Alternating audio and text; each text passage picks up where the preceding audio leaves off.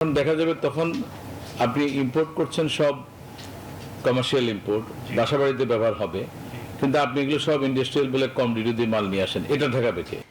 অনলাইনে ভ্যাট দেওয়ার ক্ষেত্রে নানা জটিলতার কারণে ভোগান্তিতে পড়েছেন ব্যবসায়ীরা। এ ভোগান্তি থেকে মুক্তি পেতে এনবিআর চেয়ারম্যানের সহায়তা চেয়েছেন তারা। তাৎক্ষণিক সমস্যার সমাধানের আশ্বাস দেন এনবিআর চেয়ারম্যান। মূল্য সংযোজন কর বা ভ্যাট পরিশোধ করতে গিয়ে নানামুখী জটিলতায় পড়ছেন ব্যবসায়ীরা। পোর্টালের প্রযুক্তিগত ত্রুটি, রিটার্ন দাখিল আর সিস্টেম ডাউনের কারণে সময় মতো কর পরিশোধে সৃষ্টি হচ্ছে নানা জটিলতা। ফলে জরিমানার আশঙ্কায় দিন কাটাচ্ছেন অনেক ব্যবসায়ী।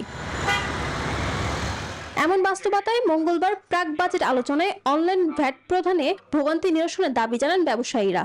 সব থেকে ক্ষতিগ্রস্ত কারণ হলো মিস ডিক্লারেশন। আপনি যদি মিস ডিক্লারেশন প্রতিরোধ করতে পারেন, আপনার রেভিনিউ আমি মনে করি 50% বেড়ে যাবে। ব্যবসায়ীদের ভোগান্তি কমিয়ে আনতে দ্রুত কার্যকর ব্যবস্থা নিতে কর্মকর্তাদের নির্দেশ দেন এনবিআর চেয়ারম্যান। এখন দেখা যাবে তখন আপনি ইম্পোর্ট করছেন সব কমার্শিয়াল ইম্পোর্ট, বাসাবাড়িতে ব্যবহার হবে, কিন্তু আপনি এগুলো সব ইন্ডাস্ট্রিয়াল বলে কম ডিউটি দিয়ে মাল নিয়ে আসেন, এটা ঠেকাবে কে? না মুশকিল। শুনেন, আমি তো দেখেছি এই 1.5 বছরে, মানে আমাদের এখানকার সবচেয়ে বড় সমস্যা হলো এটা। তিনি বলেন, ভ্যাট আদায়ে দুর্বল মনিটরিং ব্যবস্থার কারণেই ভাবমূর্তি সংকটে পড়ছে এনবিআর। মনিটরিং ব্যবস্থা অত্যন্ত দুর্বল প্রত্যেকটা জায়গাতেই। এখন তুমি রিটার্ন চিঠি দাও তাদেরকে, দেন তাদেরকে কৈফিয়ত তলব করো, তারপরে তুমি ডিপার্টমেন্টাল অ্যাকশনে চলে যাও। আলোচনায় ইলেকট্রনিক্স খাতের ব্যবসায়ীরা স্থানীয় উৎপাদনকে গুরুত্ব দিয়ে ভ্যাট আরোপের দাবি জানান। বড় দরজা থাকে, এগুলো ধাক্কাতে আসতে পারে না।